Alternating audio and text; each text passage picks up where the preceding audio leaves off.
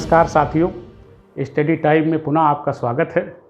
मैं उम्मीद करता हूं कि आप सभी साथी कुशल मंगल से होंगे। आज बड़ी खुशी का दिन है। आज हम लोग संविधान के भीतर प्रवेश कर रहे हैं और आज हम शुरुआत करेंगे संविधान की प्रस्तावना से। तो आइए साथियों, संविधान की प्रस्तावना पर थोड़ा सा नज़र डाल लें कि हमारे भारत के संविधान की प्रस्तावना क्या है, क्योंकि ये पूरे संविधान का सार है। तो देखिए इस पर क्या लिखा है और इसके बाद हम इसकी चर्चा करेंगे।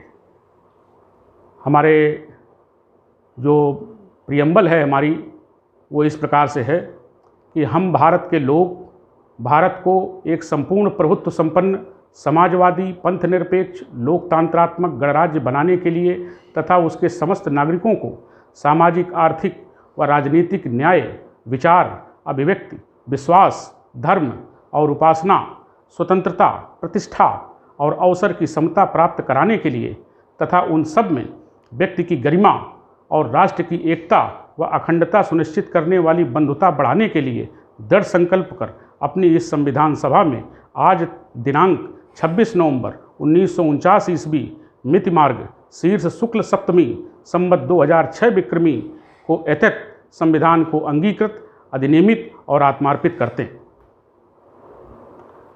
हाँ, आइए देखिए साथियों, प्रस्तावना पर हम लोग चलते हैं।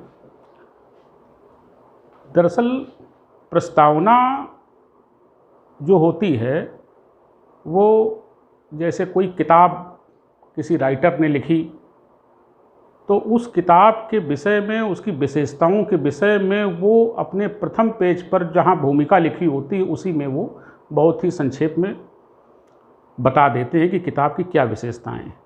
तो वही चीज़ यहाँ भी है। और ये भारत का संविधान है, देश का सबसे बड़ा कानून है। तो देश के सबसे बड़े कानून को, और ये भी इसकी विशेषता है कि ये दुनिया का सबसे विस्तृत लिखित संविधान है। तो अब ऐसी सिचुएशन में हर आदमी पूरा संविधान नहीं पढ़ता है। पहले उसको देखने का, अब बाहरी आदमी है तो पूरा संविधान तो नहीं पढ़ेगा। अब संक्षिप्त में इतना समय नहीं है लोगों के पास, तो संक्षिप्त में उसका सार क्या है, उसकी भूमिका क्या है, हमारे देश का संविधान है कैसा, ये चीज़ प्रस्तावना के माध्यम से संविधान में बताई गई है। तो प्रस्तावना का मतलब यही होता है कि आखिर हमारा जो पूरा संविधान है उसका सार क्या है। तो आइए देखिए इसके कुछ तथ्यों को, जो इसके ऐतिहासिक तथ्य हैं उन पर ज़रा नज़र डाल लेते हैं, तो परीक्षा की दृष्टि से तथ्य ही ज़्यादा महत्वपूर्ण होते हैं। तो 13 दिसंबर 1946 को जो उद्देश्य प्रस्ताव पंडित नेहरू के द्वारा संविधान सभा में प्रस्तुत किया गया था, वही उद्देश्य प्रस्ताव भारतीय संविधान की प्रस्तावना का आधार बना। 13 दिसंबर 1946 को पंडित नेहरू के द्वारा उद्देश्य प्रस्ताव प्रस्तुत किया गया सदन में, संविधान सभा में, और वही हमारी प्रियम्बल का आधार है। अब इसके बाद देखिए इसमें संशोधन भी हुए हैं। तो 42वां संविधान संशोधन किया गया 1976 में किया गया। तो 1976 में इसमें 3 शब्द जोड़े गए।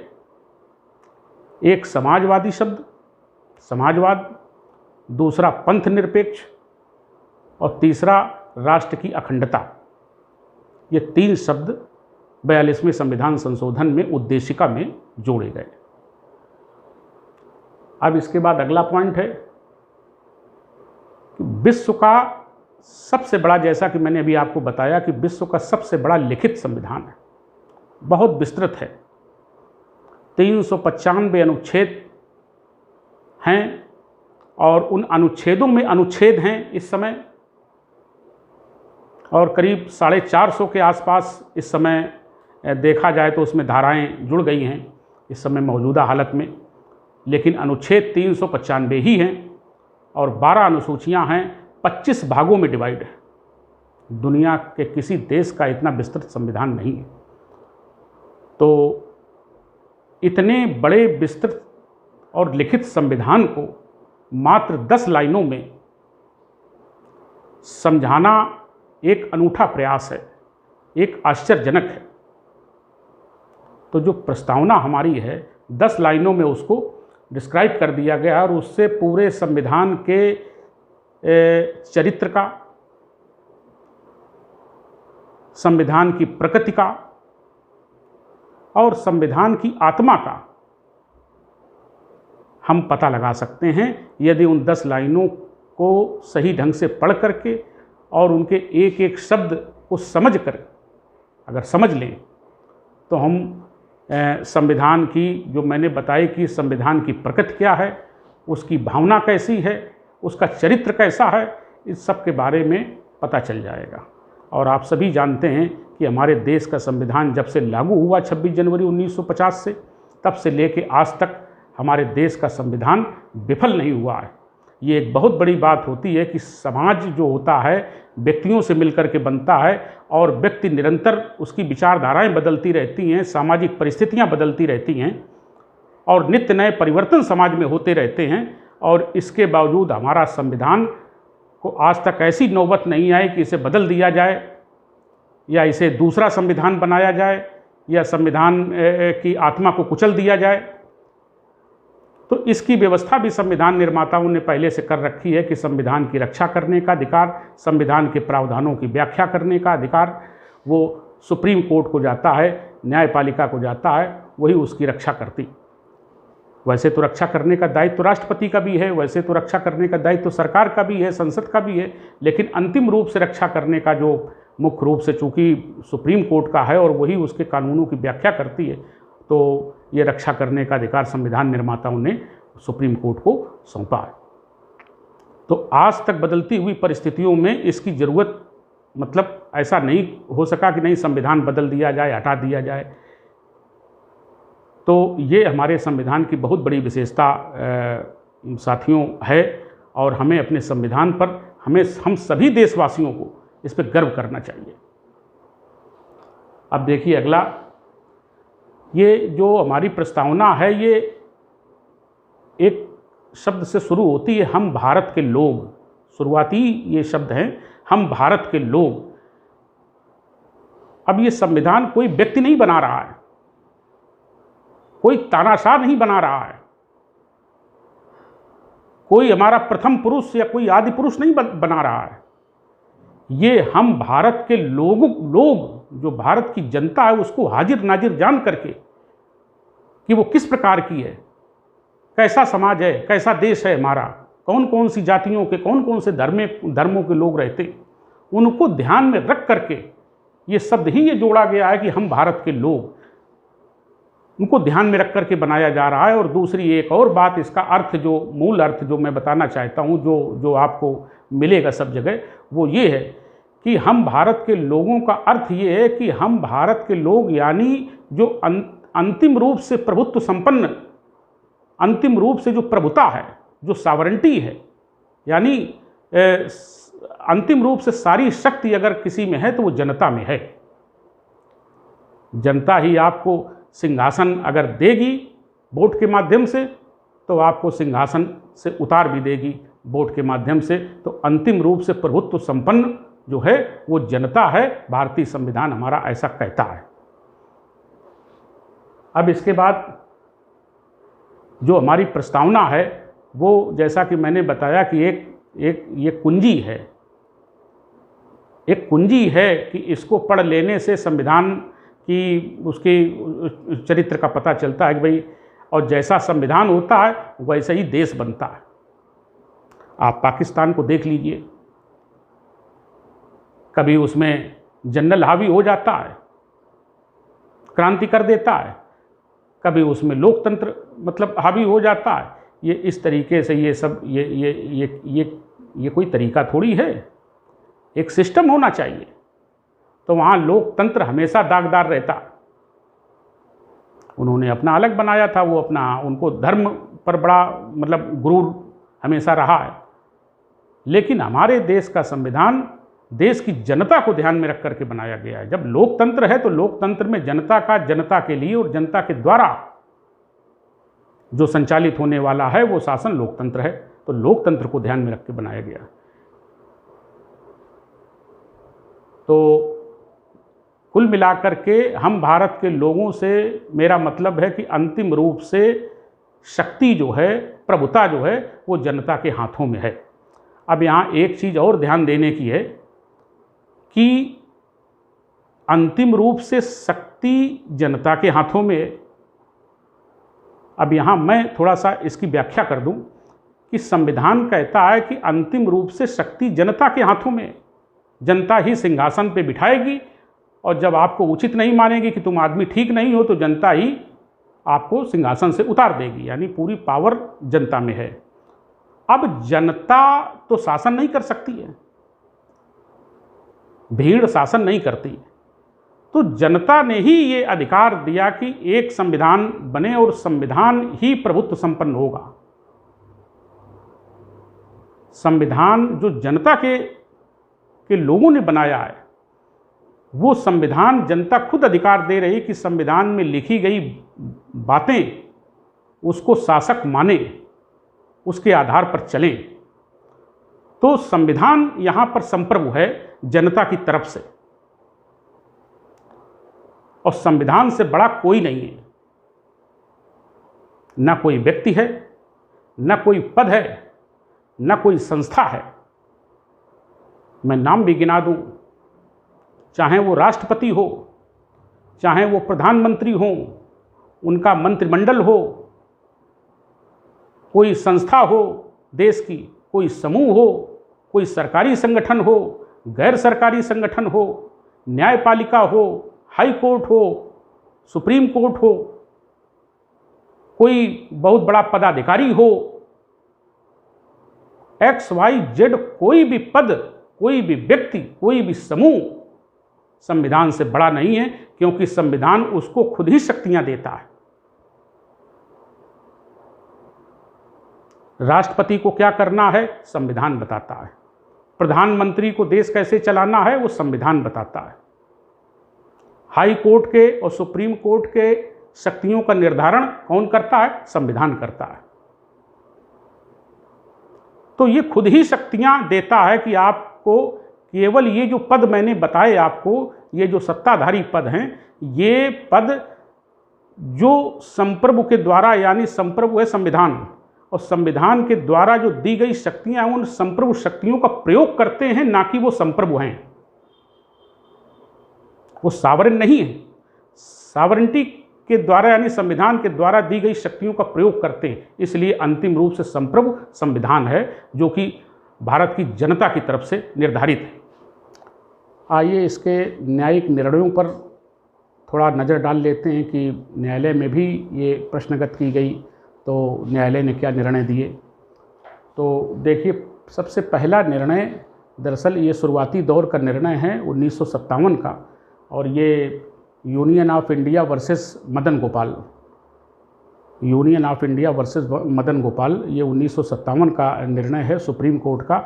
और दरअसल था क्या कि पहले ये शुरुआती दौर है, इसमें बड़ी उलझन थी, सुप्रीम कोर्ट में भी बड़ी उलझन थी। इतनी जल्दी इतने बड़े संविधान को, कानून की धाराओं को समझना, समझ करके फैसला देना, जनता के नज़र में समस्याएं थीं। तो ये एक केस है, ये 1957 में फैसला दिया गया, और इसमें सुप्रीम कोर्ट ने ये कहा कि ये मतलब जो प्रस्तावना है, ये संविधान का अंग नहीं है, और संविधान का अंग नहीं है तो इसलिए इसमें संशोधन नहीं हो सकता है। लेकिन फिर इसके बाद में केशवानंद भारती बनाम केरल राज्य, इस तरीके से करके 1973 में एक बहुत ही बड़ा फैसला सुप्रीम कोर्ट का आया, और उसके जज उस समय थे SM सीकरी, और केरल राज्य के एक मठ के मठाधीश थे केशवानंद। तो 1973 में ये फैसला आया कि प्रस्तावना जो है वो संविधान का अंग है, उसमें संशोधन हो सकता है। लेकिन इसके बाद एक उसमें ये भी जोड़ा गया कि मूल ढांचे का, जो संविधान का जो मूल ढांचा है, उस मूल ढांचे का संशोधन संसद नहीं कर सकती है, और उस मूल ढांचे में प्रस्तावना को भी शामिल किया गया। तो इसका मतलब ये हुआ कि अब प्रस्तावना को कोई सरकार तानाशाही में आकर के उसको बदल नहीं सकती है, वो मूल ढांचे के अंतर्गत है। तो ये केशवानंद भारती वाला जो केस है 1973 का जो निर्णय है सुप्रीम कोर्ट का, ये 13 सदस्यीय जजों की खंडपीठ थी, उसका निर्णय ये था। और ये हमारे भारतीय संविधान की रक्षा की दृष्टिकोण से अगर देखा जाए तो ये बहुत बड़ा निर्णय है और ये मील का पत्थर है। तो इससे स्पष्ट कर दिया गया कि भाई मतलब जो है मूल ढांचे का परिवर्तन, मूल ढांचे में कौन कौन सी चीज़ें हैं वो सुप्रीम कोर्ट ने नहीं बताई, लेकिन जो अब तक के उसके फैसले हैं उस फैसलों में एक अच्छी खासी लिस्ट बन जाती है, बन के तैयार होती है, उस पर चर्चा करेंगे। लेकिन उस लिस्ट में प्रस्तावना भी शामिल है, तो प्रस्तावना का मतलब उसको संविधान से बेदखल नहीं किया जा सकता है। तो ये केशवानंद भारती का मामला जो है वो बहुत ही इम्पोर्टेंट है, ये न्यायिक निर्णय थे। और इसके बाद ये न्यायिक निर्णयों से अलग हट करके अब हम थोड़ा संविधान में कुछ शब्द ऐसे हैं, दरअसल हमारे जो राजनीति का विषय है उस राजनीति के विषय में जो राजनीतिक शब्दावली है उस राजनीतिक शब्दावली का बहुत बड़ा महत्व है। और जब तक उन राजनीतिक शब्दावली को नहीं समझा जाएगा तब तक हमें राजनीति में अच्छी पकड़ हमारी नहीं बन पाती है। तो आइए साथियों, हम कुछ राजनीतिक शब्दावली है उस पर गौर कर लें, उसके अर्थों को, शब्दों के अर्थों को अच्छे ढंग से समझ लें। हाँ देखिए, प्रियम्बल में वर्णित शब्दों के अर्थों को समझ लेते हैं ताकि किसी प्रकार का कोई कन्फ्यूजन न रहे। और ये शब्द प्रियम्बल में ही नहीं बल्कि संविधान में बार बार ये आएंगे, इनका आगमन होता रहेगा। तो देखिए, पहला शब्द है संप्रभुता।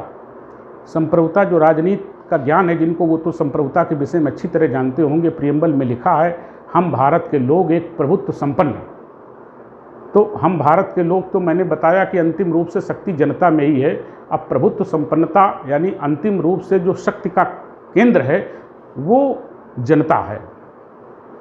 तो अब संप्रभुता का मतलब ये होता है कि जनता की तरफ से संविधान ये कहता है, जनता को हाजिर नाजिर जान करके संविधान ये कहता है कि हम किसी बाहरी शक्ति के और ना ही देश के भीतर किसी शक्ति के हम दबाव में कोई कार्य नहीं करेंगे, दबाव में कोई फैसला नहीं करेंगे। बाहरी शक्ति से मतलब है कोई हमारे देश के बाहर का कोई देश, एक देश या देशों का समूह हमें डराने की कोशिश करे या हमको धमकाने की कोशिश करे, हमारे फैसलों को प्रभावित करने की कोशिश करे, हम ऐसे दबाव में आने वाले नहीं हैं। और देश के भीतर न कोई व्यक्ति, न कोई समूह, न कोई संगठन, सरकारी या गैर सरकारी, हमारे निर्णयों को प्रभावित नहीं कर सकता है। तो हम बाहर से और भीतर से किसी के दबाव में हम कोई फैसला नहीं लेंगे, हम फैसला लेने के लिए स्वतंत्र हैं। ये संप्रभुता का मतलब होता है। संप्रभुता कह लीजिए या प्रभुत्व संपन्नता कह लीजिए, एक ही बात है। अब देखिए, दूसरा शब्द जो है वो समाजवादी शब्द है। तो समाजवादी, दो प्रकार का समाजवाद है, एक सामाजिक समाजवाद और एक आर्थिक समाजवाद। हमारे देश में पंडित नेहरू और इसी प्रकार से और भी कई बहुत से जो वरिष्ठ नेता थे वो समाजवाद के प्रति उनका लगाव था, और हमारे इसमें ये समाजवादी शब्द भी जोड़ा गया प्रस्तावना में।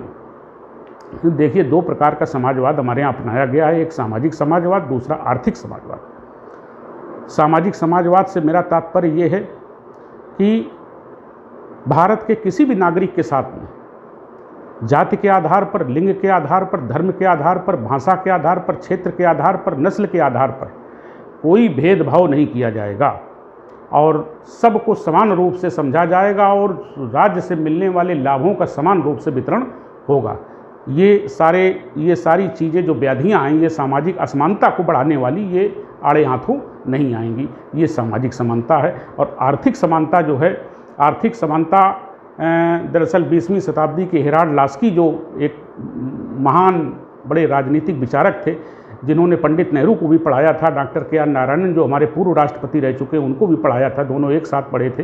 वो लोकतांत्रिक समाजवाद से प्रेरित थे। तो भारत में लोकतांत्रिक समाजवाद लाने का अपने ढंग का, अपने देश के परिस्थिति के अनुसार वो नेहरू जी को योगदान जाता है। तो ये समाजवाद कैसा है? ये समाजवाद सामाजिक और आर्थिक समाजवाद दो प्रकार का हो गया। तो आर्थिक समाजवाद में ये बताया गया है कि भाई जो हमारे भारत में असमानता है, जो असमानता है, भारी असमानता, एक व्यक्ति के पास 500 बीघे खेती होती थी तो उसके बगल में पड़ोसी के पास 1 बीघा खेती नहीं होती थी। एक व्यक्ति बहुत अमीर होता था, दूसरा व्यक्ति बेहद गरीब होता था। ये जो भारी असमानता है, आर्थिक असमानता, इस असमानता को हम पाटने का प्रयास करेंगे। पूरी तरह तो समाज में समानता नहीं लाई जा सकती है, लेकिन कम से कम राज्य का ये कर्तव्य है कि कुछ ऐसा करे, कुछ ऐसे कार्य करे जिससे ये आर्थिक असमानता जो है ये कम हो, लोग अपने जीव का पार्जन कर सकें, भूखों न मरें। तो आर्थिक समानता के अंतर्गत साथियों, आप जानते हैं कि जब हमारा संविधान लागू हुआ तो उसमें जमींदारी प्रथा का उन्मूलन किया गया, उसका विनाश किया गया और चकबंदी करके छोटे छोटे किसानों को ज़मीनें दी गई जो ज़मीनें नहीं थीं हैं। और अभी मायावती के शासन में भी जो भूमिहीन शुरू से रहे, सदियों से रहे, उनको पट्टे दिए गए। तो इस तरीके से ये एक कि वो कमाएं खाएं, अपना रहें, उसमें खेती करें। तो ये कहीं ना कहीं ये समाजवाद के आर्थिक जो उसका पहलू है उसको कहीं ना कहीं भरने का प्रयास है। तो अब देखिए अगला शब्द है पंथ निरपेक्षता। पंथ निरपेक्षता शब्द जो है वो बहुत ही आज के युग में इसकी प्रासंगिकता बहुत ज़्यादा बढ़ गई है, क्योंकि लोग तरह तरह के भ्रम फैलाते हैं। दरअसल हमारे भारतीय संविधान निर्माताओं ने भारतीय संविधान में धर्मनिरपेक्षता का शब्द का इस्तेमाल नहीं किया है, बल्कि पंथ निरपेक्षता शब्द का इस्तेमाल किया है, और इसका इंग्लिश जो वर्जन है उसको कहते हैं सेकुलरिज्म। अब जरा इसको समझ लेते हैं कि पंथ निरपेक्षता और धर्म निरपेक्षता में क्या अंतर है। दरअसल पंथ का मतलब होता है कोई पथ पर, एक पथ पर चलने वाला, एक रास्ते पर चलने वाला। अब किसी एक प्रथम पुरुष, किसी आदि पुरुष के द्वारा वो बताया गया रास्ता, जो बताई गई बातें हैं, उस रास्ते पर उसके अनुयायी चलते हैं। तो इसमें 4 शर्तें हैं इसकी। जो पंथ होते हैं वो पंथों की 4 शर्तें हैं। वो 4 शर्तें जरा सुन लीजिए। प्रथम शर्त तो ये है कि उसमें कोई प्रथम पुरुष होना चाहिए या कोई आदि पुरुष होना चाहिए, जिसको उसके अनुयायी भगवान कहते हैं और उसको आराध्य मानते हैं अपना। तो उसका कोई प्रथम पुरुष होना चाहिए। जैसे आपने इस्लाम में देखा, जैसे आपने ईसाई में देखा कि दोनों धर्मों में, बौद्ध धर्म में भी आप देख सकते हैं कि उसमें प्रथम पुरुष है जिसने स्थापना की है, कुछ मान्यताएं ली हैं, कुछ इंसान को जीने का रास्ता मतलब बताया कि कैसे सभ्य बनना है। तो प्रथम पुरुष होना चाहिए। दूसरी शर्त ये है कि एक समान पूजा पद्धति होनी चाहिए, एक समान पूजा पद्धति होनी चाहिए। जैसे अब देखिए मुसलमानों को देख लीजिए, कोई नमाज पढ़ते हैं तो वो मतलब जो है एक ही ढंग से सब नमाज पढ़ेंगे, कहीं कभी मुसलमान हो, दुनिया का कहीं कभी मुसलमान हो। तो पूजा पद्धति एक समान होनी चाहिए। और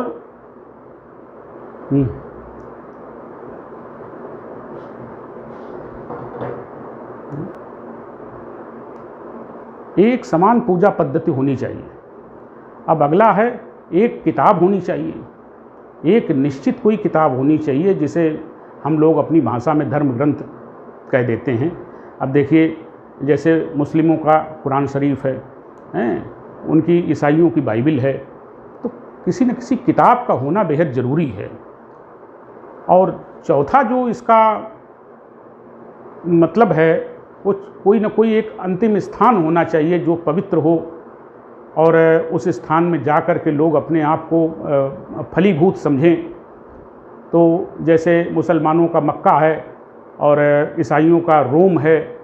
तो इस तरीके से ये 4 चीज़ें पंथ में होती हैं। तो होता क्या था कि हमारे उसमें यूरोप में जो है वो पोप का राज सत्ता पर बड़ा दबाव था।